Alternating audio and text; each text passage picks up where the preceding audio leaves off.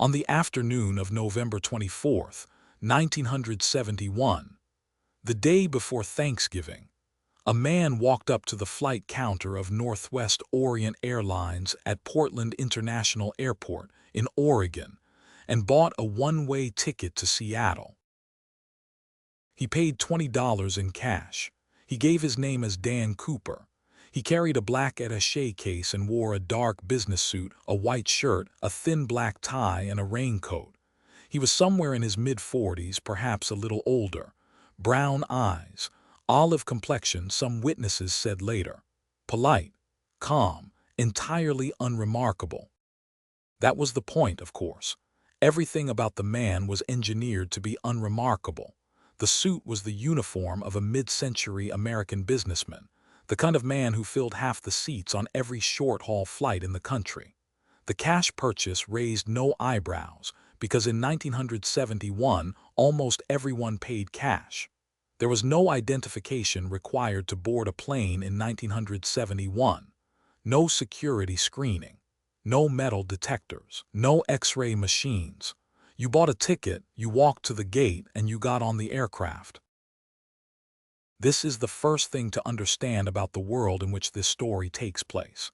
Air travel in 1971 was a fundamentally different activity from air travel today. The systems of surveillance and verification that we now consider inseparable from flying simply did not exist. An airport was a building you walked through. A plane was a vehicle you boarded the way you boarded a bus. The entire apparatus of modern aviation security, the screenings, the watch lists, the identification requirements, would be built, in large part, as a response to what this man was about to do. Flight 305 was a routine 30-minute hop from Portland to Seattle, a Boeing 727 with 36 passengers and a crew of 6, scheduled to depart in the late afternoon. The man who called himself Dan Cooper took seat 18C in the rear section of the cabin near the back stairway of the aircraft. He ordered a bourbon and soda. He paid for it. He lit a cigarette you could smoke on planes in 1971, and most people did, and he waited for the aircraft to take off. Shortly after takeoff, he passed a note to the flight attendant seated nearest to him. Her name was Florence Schaffner. She was 23 years old, and she assumed, because it happened constantly, that the note was a man's phone number. She slipped it into her pocket without reading it. The man leaned toward her and said quietly, "Miss, you'd better look at that note. I have a bomb."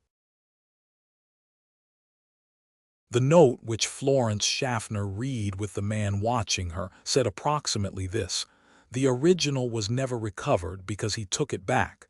I have a bomb in my briefcase. I will use it if necessary. I want you to sit next to me. You are being hijacked." She sat next to him. She asked to see the bomb. He opened the attaché case just far enough for her to see what it contained: red cylinders, a large battery, wires. Whether it was a real bomb has never been determined. It looked like one, and it functioned as one in every way that mattered that afternoon, because everyone who saw it believed it. Then he told her what he wanted, and she wrote it down, and she carried the demands to the cockpit. $200,000 in negotiable American currency. 4 parachutes, 2 front packs, 2 back packs. A fuel truck standing by in Seattle to refuel the aircraft on arrival. $200,000 in 1971 is the equivalent of roughly $1.5 million today. The 4 parachutes were the detail that made the investigators pause, then and ever since. A man who asks for 1 parachute is planning to jump. A man who asks for 4 is creating the possibility, in the minds of everyone watching, that he intends to take hostages with him, which means the authorities cannot risk providing sabotaged equipment. It was, the FBI would later acknowledge, a genuinely clever piece of insurance. It suggested a man who had thought carefully about the situation he was creating. What happened over the next several hours has been reconstructed in extraordinary detail, because almost everyone involved survived, was interviewed, and was interviewed again over the following decades. And what emerges from those interviews consistently, from witness after witness, is a portrait of the calmest hijacking in the history of aviation. The man did not shout. He did not threaten anyone beyond the initial note. He did not wave a weapon. He sat in his seat, drinking his bourbon, smoking his cigarettes, and waiting. When the flight attendant Tina Mucklow, who spent more time with him than anyone else that day, communicated with him, he was courteous. He paid for his drinks and attempted to tip. He requested that meals be brought aboard for the flight crew in Seattle, because he knew they would be flying again that night and he wanted them fed. At one point, looking down at the lights of the Seattle area as the plane circled, he remarked, almost conversationally, that the landscape below looked like Tacoma. It is a strange detail, that remark, and the investigators treated it as one of the few unguarded moments in the entire performance. A man who recognizes Tacoma from the air is a man who has seen Tacoma from the air before. The comment suggested local knowledge, possibly aviation experience, possibly military service in the region. It was one small thread, and the FBI would pull on it for decades. The plane circled Seattle for nearly 2 hours while the airline and the FBI assembled the money and the parachutes on the ground. The passengers were told there was a minor mechanical difficulty. Most of them never knew, until they were standing in the terminal afterward, that they had been hijacked at all. 36 people spent 2 hours on a hijacked aircraft and experienced it as an ordinary delay. The money was assembled from Seattle area banks, $10,000 $20 bills, unmarked but with their serial numbers microfilmed, packed into a canvas bank bag weighing about 21 pounds. The parachutes came from a local skydiving operation. At 5:39 in the evening, in the rain and the dark, Flight 305 landed at Seattle-Tacoma Airport and taxied to a brightly lit section of tarmac, away from the terminal. The man directed the operation from his seat with the same calm precision he had shown all afternoon. The money and the parachutes were brought aboard by Tina Mucklow, alone, while the aircraft sat with its window shades drawn, his instruction to frustrate police snipers. Once he had the money and the parachutes, he released the passengers. All of them. Every passenger and 2 of the flight attendants walked off the aircraft into the Seattle rain, unharmed, many of them still not entirely sure what had happened. He kept the flight crew, the captain, the first officer, the flight engineer, and Tina Mucklow. And while the plane was refueled, he told the cockpit what he wanted next. And what he wanted next is the part of the story where an ordinary crime becomes something else. He wanted the plane flown to Mexico City, but he specified how it was to be flown, and the specifications were not the specifications of an amateur. Altitude, 10,000 feet, far below the normal cruising altitude of a 727. Speed, as slow as the aircraft could safely fly, approximately 100 knots. Landing gear, down. Wing flaps, lowered to 15 degrees. Cabin, unpressurized. And the rear air stair, the built-in staircase that folded down from the tail of the 727, beneath the fuselage, was to be left open for takeoff. Every one of those specifications serves a single purpose, and the flight crew understood that purpose immediately. Low altitude means breathable air and survivable temperatures outside the aircraft. Low speed reduces the violence of the wind. Flaps and gear configuration keep the aircraft stable and slow. An unpressurized cabin means a door can be opened in flight, and the rear air stair of a Boeing 727, a feature almost unique to that aircraft, opens away from the engines, beneath the tail into clear air. The man in seat 18C was going to jump. The airline objected to taking off with the stairs deployed, and he accepted the objection without argument. He would lower them himself, in flight. It was one more data point in the profile the investigators were already assembling. The man knew the aircraft. He knew that the air stair could be lowered from inside the cabin during flight. He knew the 727 flap settings and speed envelope.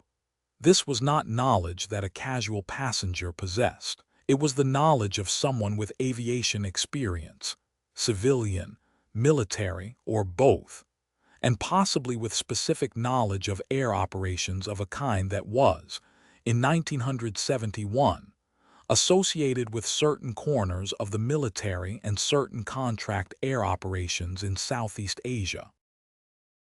At 7:36 in the evening, Flight 305 took off from Seattle into heavy rain and a southwest wind, on a flight planned toward Reno, Nevada, the refueling stop on the route to Mexico. A few minutes after takeoff, the man told Tina Mucklow to go to the cockpit and stay there. As she walked forward, she looked back. He was standing in the aisle near the rear of the dark cabin, tying something around his waist. The money bag, she thought. It was the last time anyone ever saw him. It is worth pausing, before the plane takes off again, on the world that made this crime possible, because the hijacking of Flight 305 did not happen in a vacuum. It happened at the peak of the strangest epidemic in the history of aviation. Between 1968 and 1972, commercial aircraft in the United States were hijacked at a rate that is almost impossible to believe today. At the height of it, a hijacking every week, sometimes two.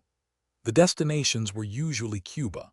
The phrase "take this plane to Havana" entered the language as a joke because it happened so often that airline crews carried landing charts for Jose Marti Airport as standard equipment. The airlines, astonishingly, resisted security screening through all of it. Their calculation was commercial.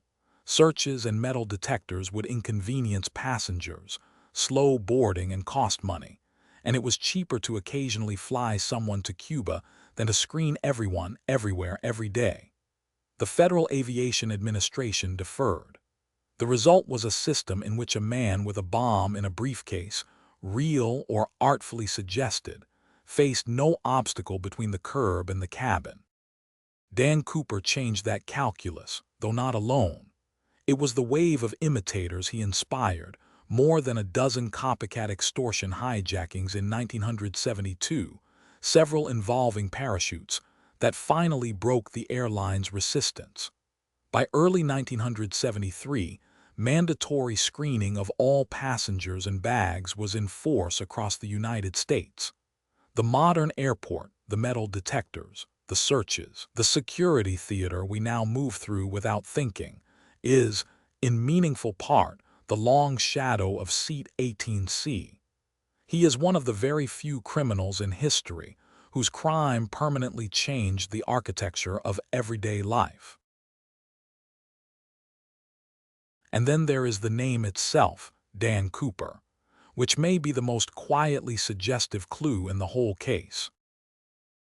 In the 1950s and 60s, there was a popular French-language comic book series published in Belgium, never translated into English, about a heroic test pilot and paratrooper in the Royal Canadian Air Force. The series was widely read in Francophone Europe and in French-speaking Canada.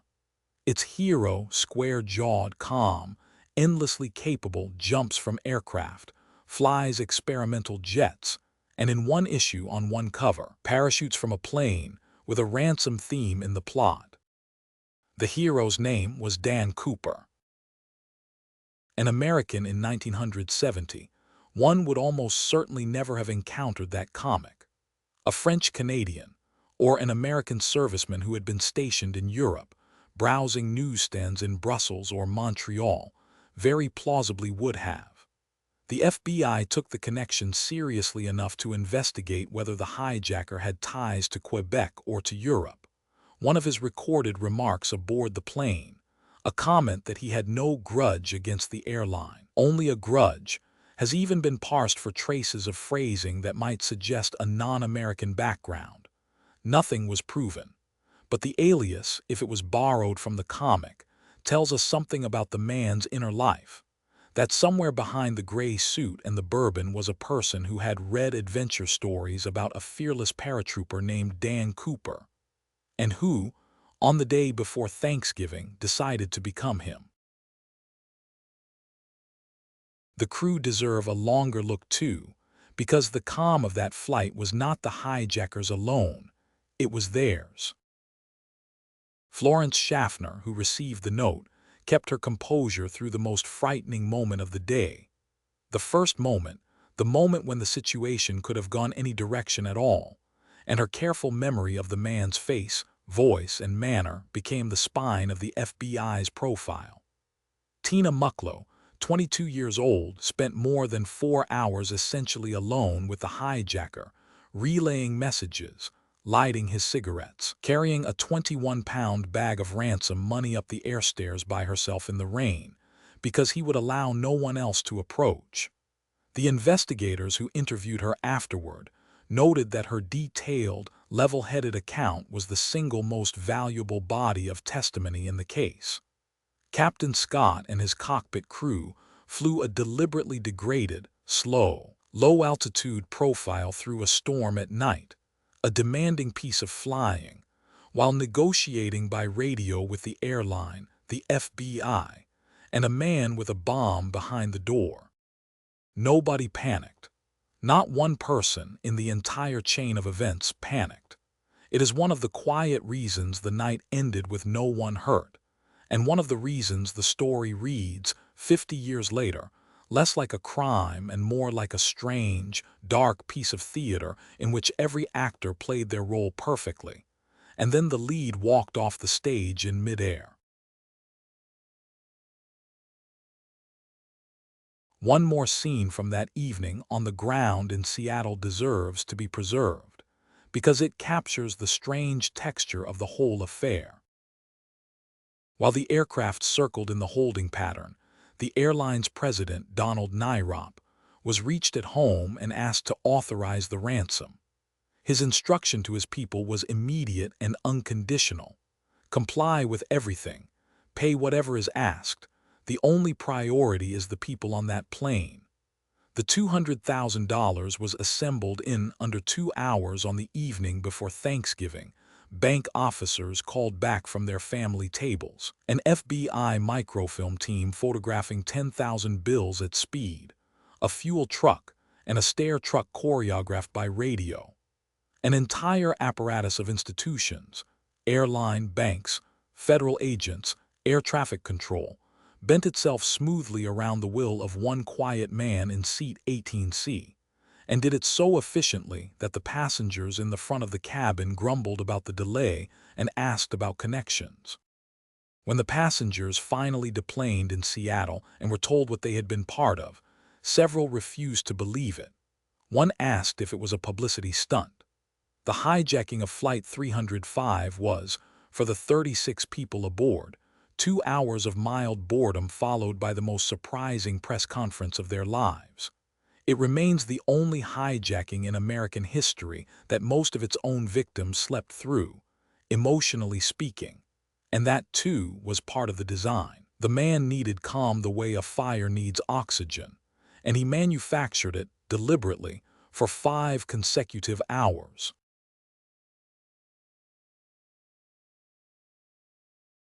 Let us stay with the aircraft for a while, in the dark, over southwestern Washington state in the rain. The crew, Captain William Scott, First Officer Robert Radixak, Flight Engineer Harold Anderson, and Tina Mucklow, were sealed in the cockpit. Behind them, the cabin of the 727 was empty except for one man, the lights dimmed at his instruction, the aircraft droning south at 10,000 feet through cloud, and rain at the slowest speed it could safely maintain. At approximately 8:00 p.m., A warning light in the cockpit indicated that the rear air stair had been activated. The crew called back on the intercom, asking if there was anything they could do for him. His reply, the last words anyone ever received from him, was a single word: no. At 8:13 p.m., the aircraft's tail pitched suddenly upward, enough that the crew had to trim the plane to level it. The pressure bump and the attitude change were consistent with a sudden change in weight and drag at the rear of the aircraft. Consistent, in other words, with a man stepping off the end of the air stair into the night. The crew noted the time. They could not see the rear of their own aircraft. They could not know for certain. They flew on to Reno with the stairs hanging open beneath the tail, and when they landed, the stairs grinding against the runway in a shower of sparks, armed agents stormed aboard and found the cabin empty. The man was gone. He had left behind his clip-on tie, 2 of the 4 parachutes, and 8 cigarette butts. He had taken the money, 2 parachutes, 1 to wear, 1 apparently cannibalized for its cords, and himself. Somewhere between Seattle and Reno, in a window of time centered on 8:13 p.m., a man in a business suit and loafers stepped off the back of a jet airliner at 10,000 feet, in darkness, in rain, in a wind chill estimated at 50 degrees below zero, over some of the most rugged and densely forested terrain in North America, wearing a parachute he had never tested, carrying 21 pounds of cash tied to his body. Now let us think carefully about that jump, because the question of whether it was survivable is the question on which the entire mystery turns, and it has been argued by experts for over 50 years. The case against survival is substantial, and the FBI favored it almost from the beginning. The conditions were close to the worst imaginable. Night, heavy rain at altitude, possibly sleet, cloud cover that meant the jumper could not see the ground, could not orient himself, could not pick a landing site, could not even know with certainty when the ground was coming. The terrain below the estimated flight path was a wilderness of old-growth forest, ravines, and rivers, where even a successful landing could mean a broken leg, 40 miles from the nearest road in a November freeze. And there were the parachutes themselves. Of the 2 back parachutes provided, the man chose, and this detail has been examined endlessly, the older military-style chute, a type that could not be steered, rather than the more modern sport parachute beside it. And the reserve chute he took was a training dummy sewn shut, clearly marked as non-functional to anyone with real parachuting experience. He either did not notice, did not care, or did not know.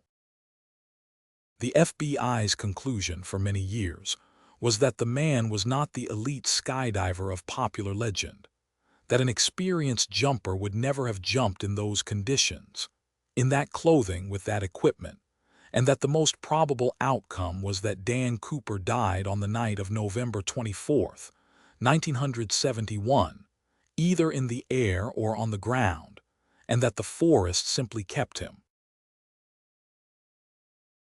The case for survival is quieter, but it has never gone away. No body was ever found. That is the beginning and the end of it, and it matters more than it might seem. The search effort in the spring of 1972 was one of the largest in the history of the region, hundreds of soldiers from Fort Lewis walking the suspected drop zone, helicopters, boats, divers in the lakes and rivers. They found nothing. No parachute canopy in the trees. No body, no briefcase, no bones. Then or in the 50 years of hunting seasons and logging operations and hikers that followed. The Pacific Northwest forest is good at swallowing things, but it is not perfect, and the complete absence of physical remains has always sat uncomfortably beside the certainty that he died. And military parachutists, the kind of men who jumped from aircraft in the Second World War in Korea and Vietnam, jumped at night, in bad weather into unknown terrain, with non-steerable chutes, as a matter of routine. The jump that would kill a sport skydiver was, for a certain kind of man with a certain kind of training, a Tuesday. If Dan Cooper was that kind of man, and his knowledge of the aircraft suggests a military aviation background, then the jump was dangerous but very far from impossible. 10,000 feet of falling in darkness. A canopy opening somewhere over the Lewis River drainage, or Ariel, or the hills above the Columbia. And then, if he lived, a man in a torn business suit gathering a parachute in a black, rain-soaked forest, 21 pounds of $20 bills tied to his waist, beginning the long walk out of the woods and out of history. Or a body somewhere under the ferns that no one has ever found. The night keeps both possibilities. It has kept them for 50 years.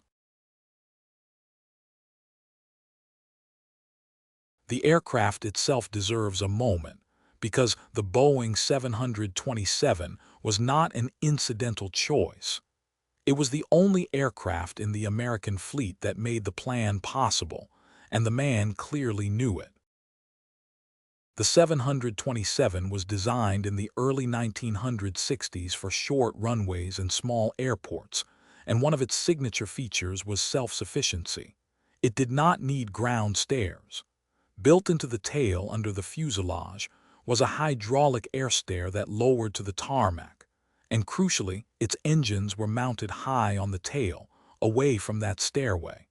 On almost any other jet, a door opened in flight means a person stepping into engine intake or slipstream chaos. On the 727, the rear stairs opened into clean, survivable air beneath the tail. A small number of people in the world understood that distinction in November 1971. Most of them worked in aviation. Some of them had used it operationally.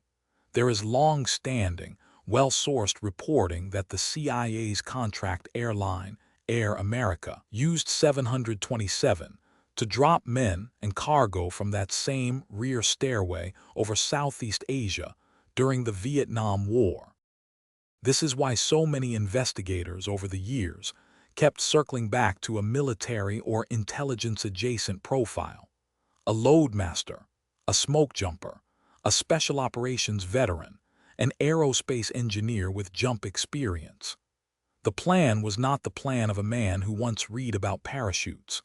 It was built around an obscure, specific intersection of aircraft design and jump physics that almost nobody on Earth had reason to know. After 1971, after Cooper and his imitators, Boeing fitted the fleet with a small aerodynamic latch that prevents the air stair from being lowered in flight. It is called, to this day, the Cooper vane. His name is bolted to the tail of every aircraft of that generation, a crime so singular that the fix for it bears the criminal's name. Then there is the question of where, exactly, he came down, and this is where the mystery develops its strange geography. The calculation seems simple. The crew noted the pressure bump at 8:13 p.m. The aircraft's position was being tracked. The wind was known. A falling man drifts a calculable distance. The FBI's original answer placed the landing zone near Ariel, Washington, in the drainage of the Lewis River, southwest of Mount St. Helens, and that is where the great search of early 1972 concentrated. Hundreds of troops from Fort Lewis walked the ridgelines in lines, meter by meter, for weeks. Helicopters flew grids. Divers worked Lake Merwin. They were looking for a bright parachute canopy in winter bare trees, the kind of thing searchers find. They found nothing at all. But the inputs to that calculation were never certain. The exact moment of the jump is an inference from a pressure bump. The aircraft's precise track that night has been re-argued by pilots and engineers for decades. Small disagreements about heading and wind that move the drop zone by miles. Later reanalyses, including work by the FBI's own hydrologists after the money find, shifted the probable zone west, toward the Washogal River drainage, which would help explain how bundles of the ransom ended up in the Columbia River sand at Tina Bar, downstream of the Washougle's mouth. If the original search was conducted 20 miles from where the man actually came down, and it may have been, then the great emptiness of that search means almost nothing. They found no trace of him because they were never looking where he was. And consider, for a moment, the terrain that night from the jumper's side of the equation. He steps off the stairs into a 200-mile-per-hour relative wind that strips one of his loafers in the first second. Investigators always suspected the shoes when immediately. The rain at that altitude and that temperature is needles. He falls through cloud blind for most of a minute. If the canopy opens, and the recovered evidence suggests he had rigged the money bag to his body with cord cut from the reserve chute, which is the improvisation of someone who has rigged loads before, then he descends the last few thousand feet swinging beneath an unsteerable military canopy, in darkness, toward terrain he cannot see, which might be old-growth canopy 200 feet tall, or a ravine or a lake, or a clear cut full of stumps. The landing, not the jump, was always the most dangerous part. Smoke jumpers and paratroopers break legs in daylight, in good weather on chosen ground. If he broke a leg out there in the freezing rain, miles from a road, on the night before Thanksgiving, then the rest of the story is short and grim and entirely silent, and the forest of Southwest Washington is keeping a secret it has kept easily for 50 years. If he did not, if he came down soft in a clearing or a field at the forest's edge, where the wilderness gives way to farms and back roads, then a cold, wet, adrenaline-saturated man buried a parachute in the dark and started walking toward the rest of his life. The distance between those two outcomes that night may have been 100 meters of drift on the wind.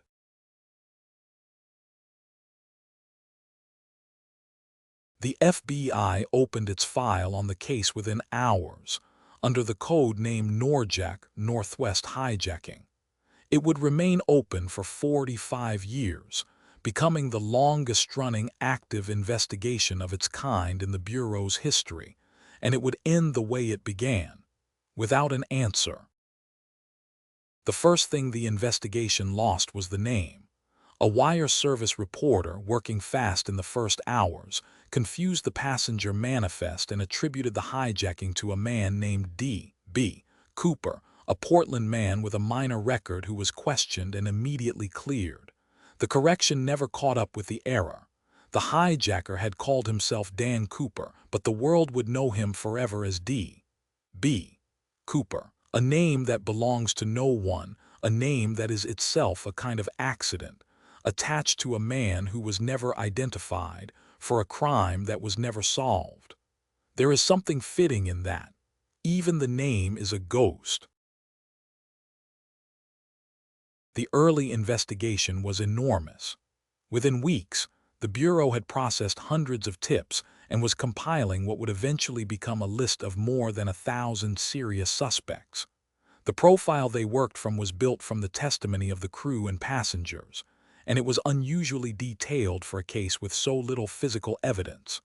A white male, mid-40s, around 6 feet tall, 170 to 180 pounds, brown eyes, olive or swarthy complexion, a smoker, a bourbon drinker, calm under extreme pressure, knowledgeable about aircraft in general and the Boeing 727 in particular, knowledgeable about the Seattle area from the air, and in the judgment of nearly everyone who interacted with him, not a lunatic. Polite, businesslike, a professional demeanor applied to a crime no professional had ever attempted.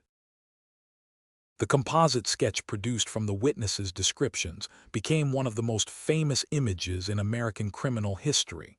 A middle-aged man in a dark suit and narrow tie, with sunglasses in one version and dark, deep-set eyes in another.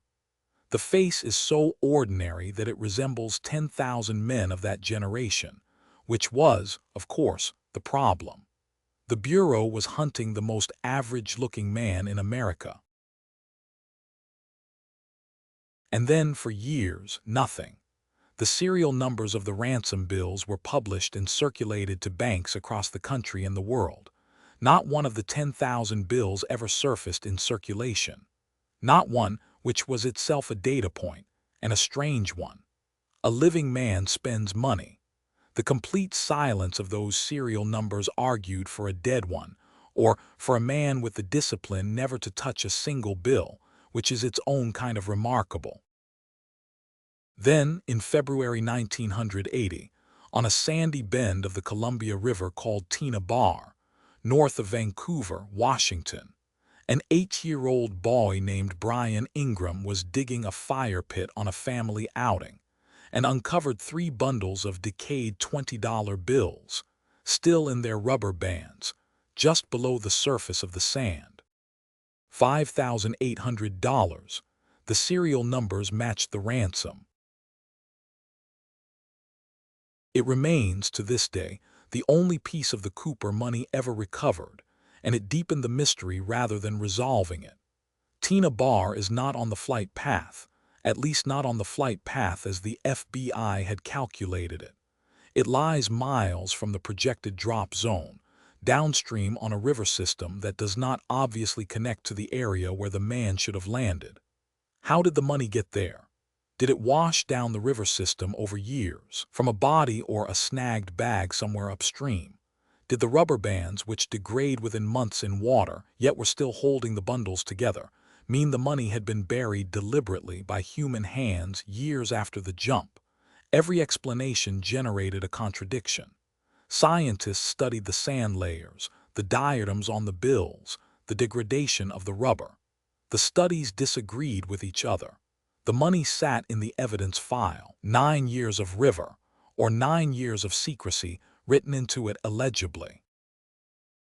The suspects came and went across the decades, each one arriving with a burst of certainty and departing with a shrug. Richard Floyd McCoy, who hijacked a 727 in 1972 using an almost identical method, and who died in a shootout after escaping from prison, but who did not match the physical description, and who was probably, the Bureau concluded, a copycat. Dwayne Weber, whose widow reported a deathbed confession, "I'm Dan Cooper," and whose DNA did not match the partial profile lifted from the clip-on tie. Kenneth Christiansen, a former paratrooper and Northwest Orient employee whose brother became convinced of his guilt, close on so many details, never confirmed on any.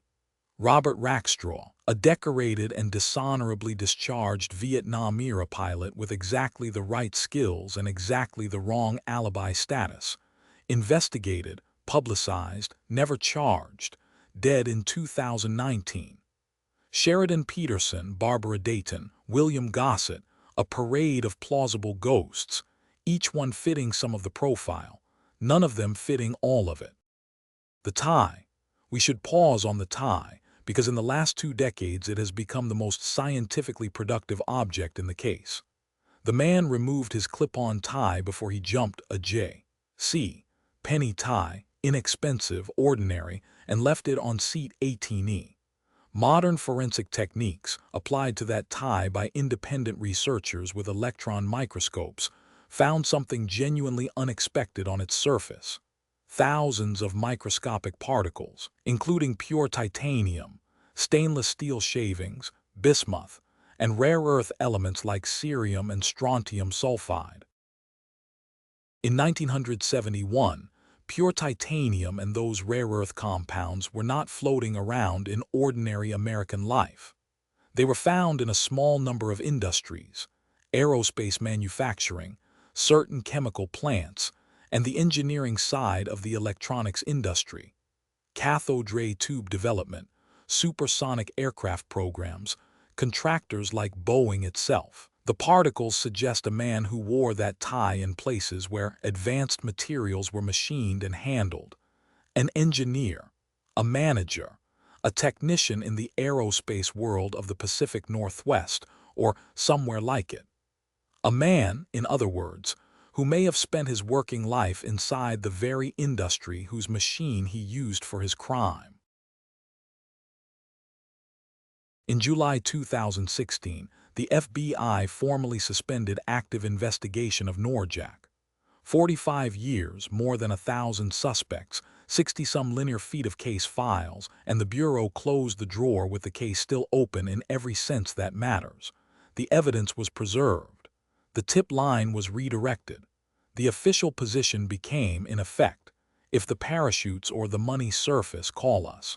Otherwise, the file sleeps. The amateurs never stopped. They are still out there, retired investigators, scientists, obsessives, podcasters, a loose confederation that calls itself the Citizen Sleuths, running particle analyses and reflying the flight path in simulators and arguing about wind drift on internet forums at 2 in the morning. The case has outlived its investigators, its witnesses, and most of its suspects. It is being worked tonight by people who were not born when the man stepped off the air stair. A few of the suspects deserve more than a sentence, because each of them, in his own way, shows what the case does to certainty. Richard Floyd McCoy was, for a while, the answer. 4.5 months after Flight 305, McCoy hijacked a United 727 over the western United States using a nearly identical script: ransom, parachutes, rear air stair, night jump, and got away with $500,000. He was a Vietnam veteran, a helicopter pilot, an expert skydiver, a Sunday school teacher with a law enforcement degree. He was caught within days, convicted, escaped from a federal penitentiary by crashing a garbage truck through the gate, and was killed in a shootout with FBI agents in 1974. 2 investigators later wrote an entire book arguing McCoy was Cooper. The difficulty was always the same. McCoy was 29 years old and looked it, and every witness on Flight 305 described a man in his mid-40s. The flight attendants who saw Cooper's face for hours were shown McCoy and said no.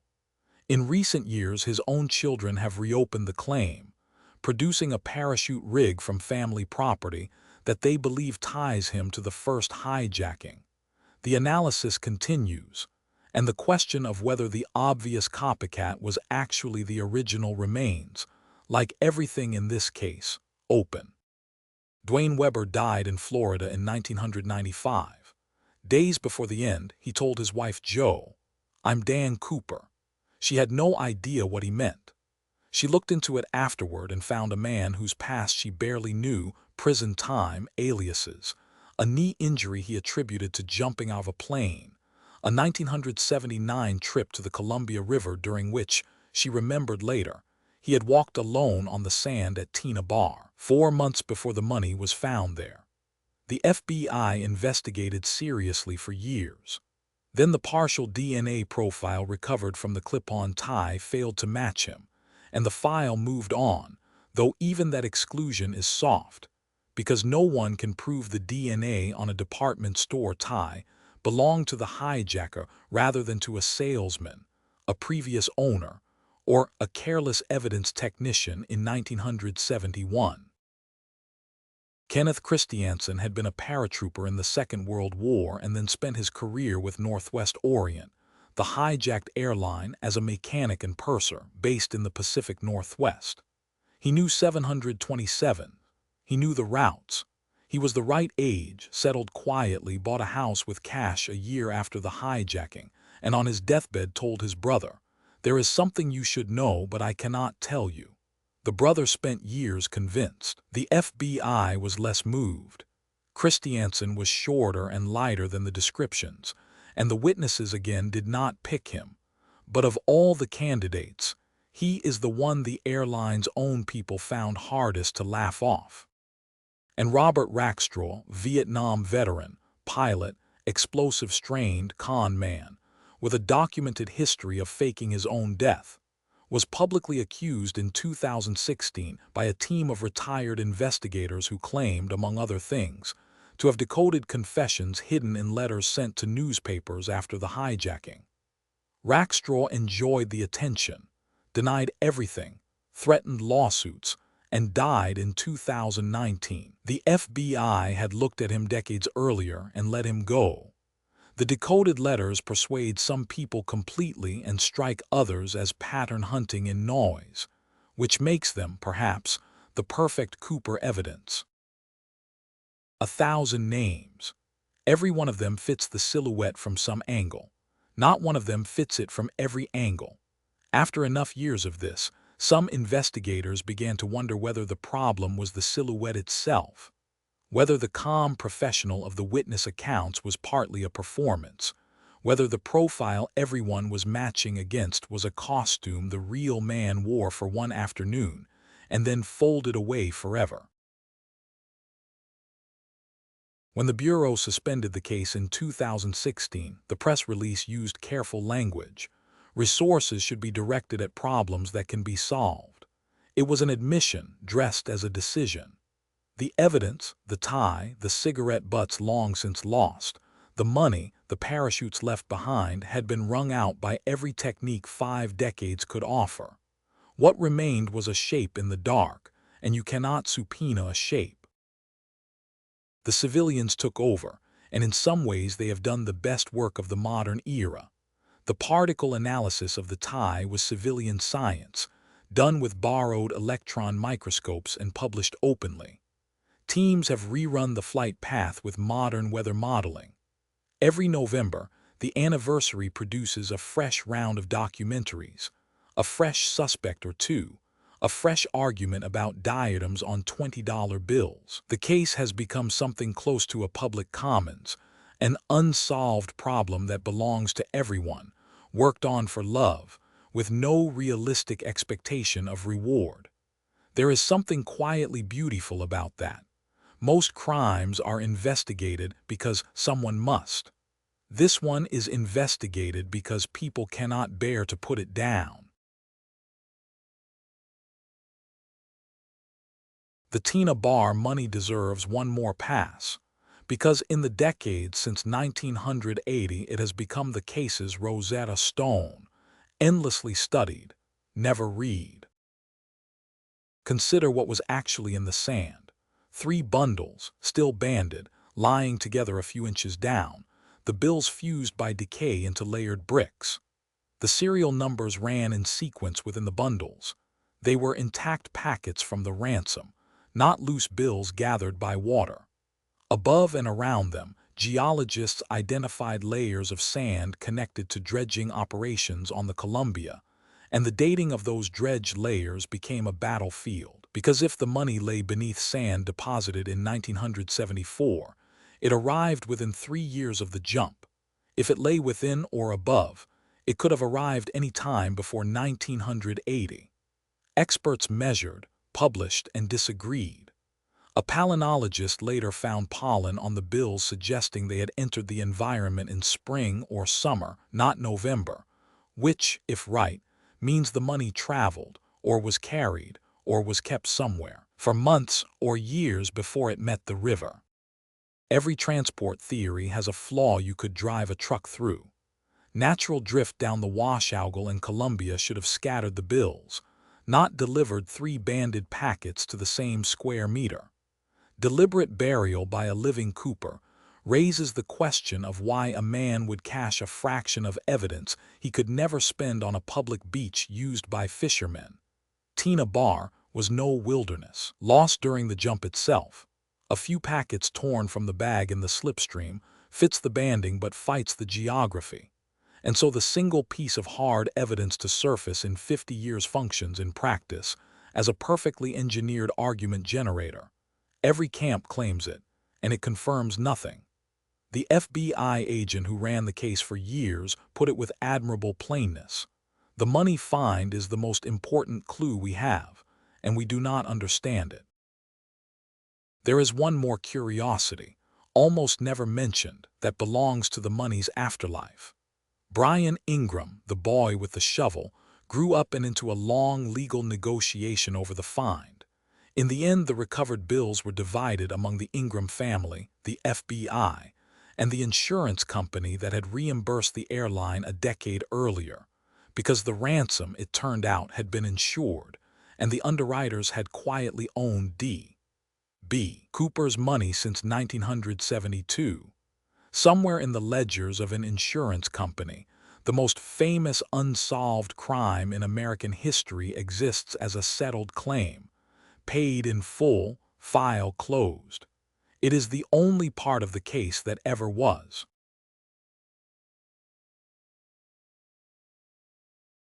Why this case? That is the question worth sitting with as the night gets late.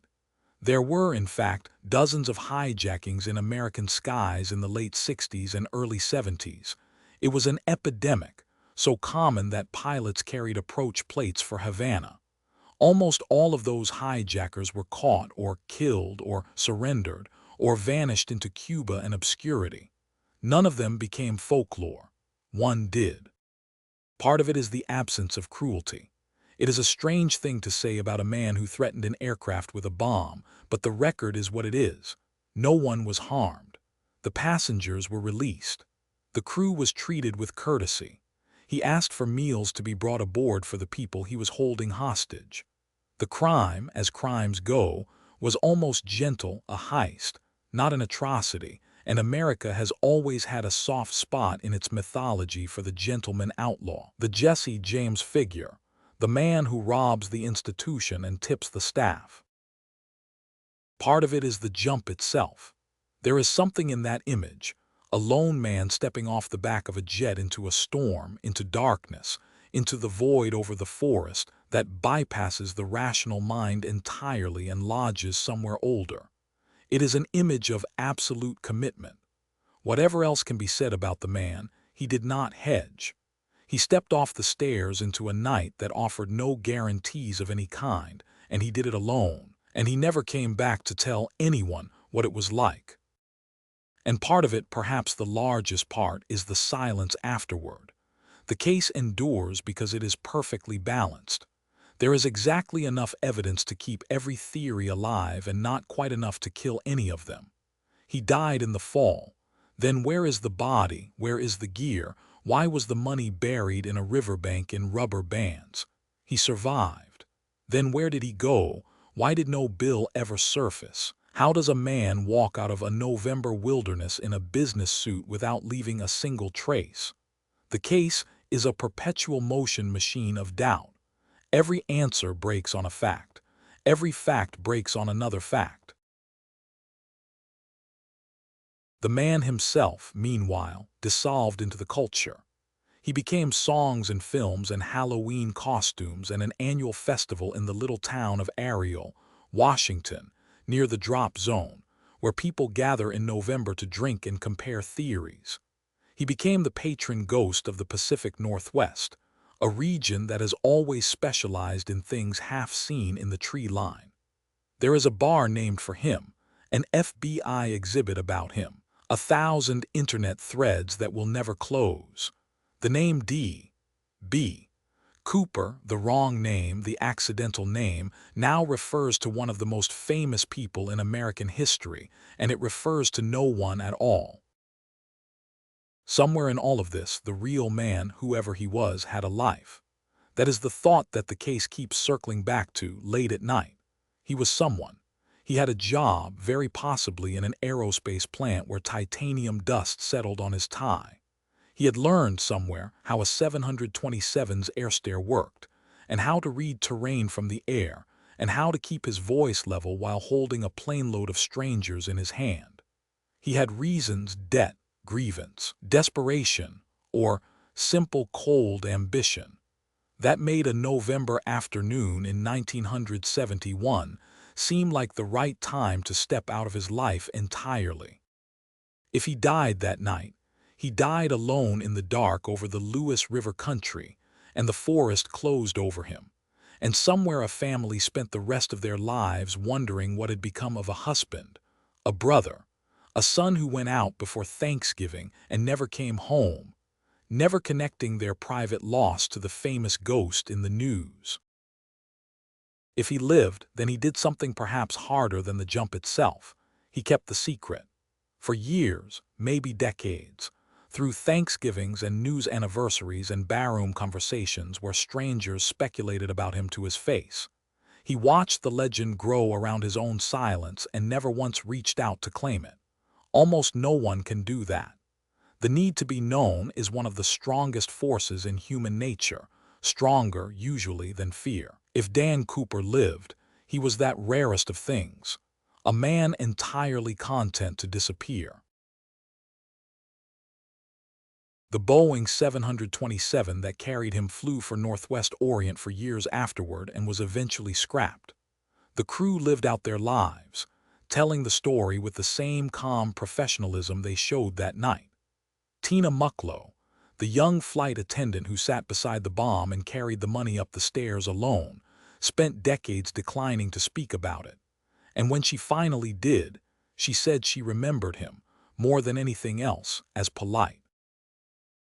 The money, the recovered fraction of it, sits in evidence and in a few framed private collections.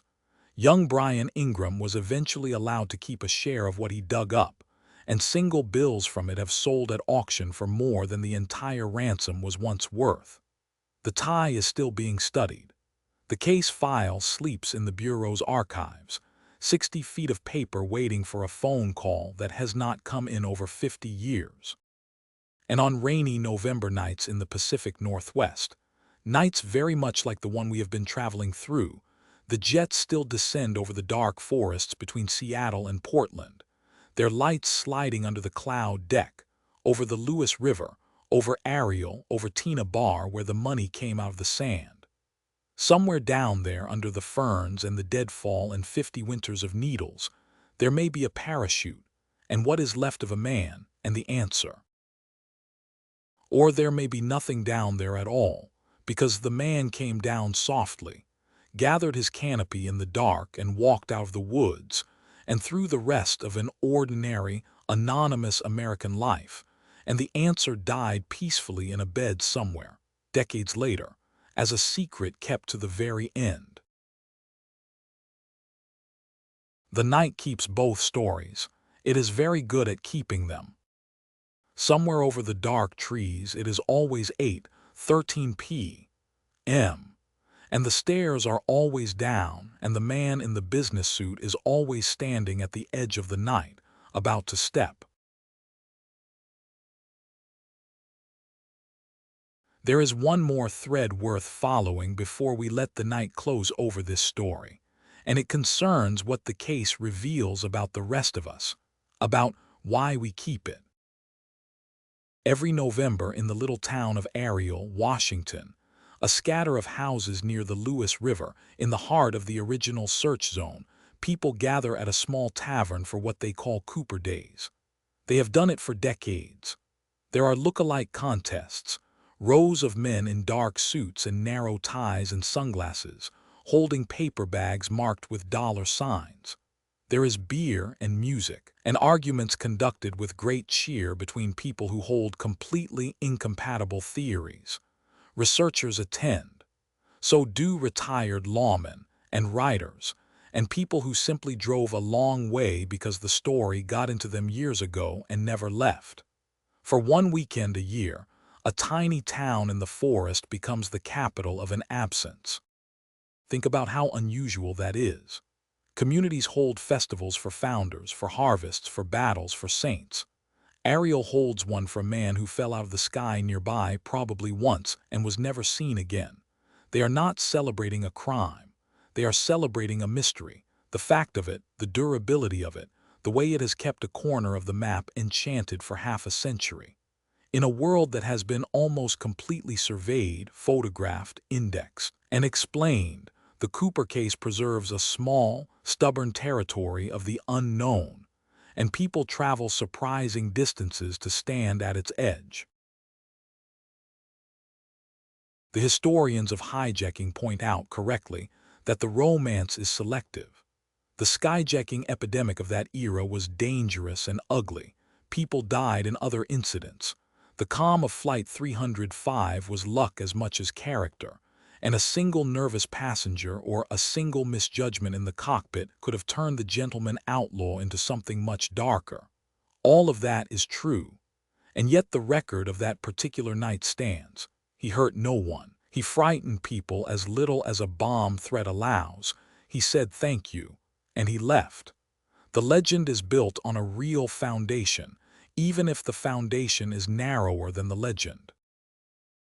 There is also the uncomfortable, human truth that part of the case's appeal is the fantasy of disappearance itself. Nearly everyone at some point in some season of exhaustion has entertained the thought, not of the crime, but of the vanishing, of stepping out of a life that has become too heavy, cleanly, completely, leaving the desk and the debts and the expectations behind, and beginning again as no one in particular. It is not an admirable fantasy, exactly. It abandons people. It is the dream of an exit without a goodbye, but it is close to universal. And Dan Cooper, whoever he was, whatever actually happened in the dark below 10,000 feet, is the one figure in modern memory who appears to have actually done it. He walked through the most public possible door in front of witnesses on the news, and then he was simply not there anymore. The fascination is not really with him. It is with the door. Science has not finished with the case, and it is worth saying so plainly, because the story is usually told as if it ended in 2016. The particle work on the tie continues, and has narrowed in recent years toward specific industrial environments. There are researchers who believe they may yet tie those rare earth signatures to a particular plant, a particular contractor, a particular payroll, and from a payroll comes a list of names, and from a list of names, in the age of genetic genealogy, can come an answer. The same techniques that closed the Golden State Killer case after 40 years, a case everyone had also consigned to legend, are, in principle, applicable here if usable DNA exists anywhere in the surviving evidence. It may not, but the possibility is real, and it gives the case a strange, suspended quality in the present day. It is a legend that could, on any ordinary Tuesday, suddenly acquire a name, a face, an obituary, a ghost with a pending appointment. And if that day comes, if a laboratory and an archive finally produce a verdict, something will be gained, and something will quietly end. The family of a missing man may finally understand a 50-year-old silence. A name will be attached to the sketch, and the territory of the unknown that a small town in Washington celebrates every November will shrink by exactly one story. Some of the people who have spent decades on the case admit, in their more honest moments, that they are not entirely sure they want to be there when it happens. And so we are left where every investigator, every documentary, every barroom theorist eventually arrives, at the open door at the back of the plane, with the rain coming in. Picture it one last time, slowly, the way the flight engineer must have imagined it 1,000 times in the years afterward. The cabin lights are dimmed. The aircraft drones and shudders at its unnatural slow speed, gear down, flaps out, the storm streaming past. At the rear, the stairway hangs open into a black rectangle of night, and the sound through it is enormous, wind and engines and rain, the world with its skin off. A man stands at the top of the stairs with a bank bag tied to his body. He has, by now, been calm for 5 hours. Whatever his heart is doing, his hands have been steady all evening. Below him is cloud, and below the cloud is forest, and below the forest is the rest of his life or the end of it, and there is no way, even now, even from here, to know which. He goes down the stairs. The aircraft noses up just slightly, the crew feel it in their seats and look at the clock. 8:13. After that, the story belongs to the night, and the night has never given it back. Sleep well.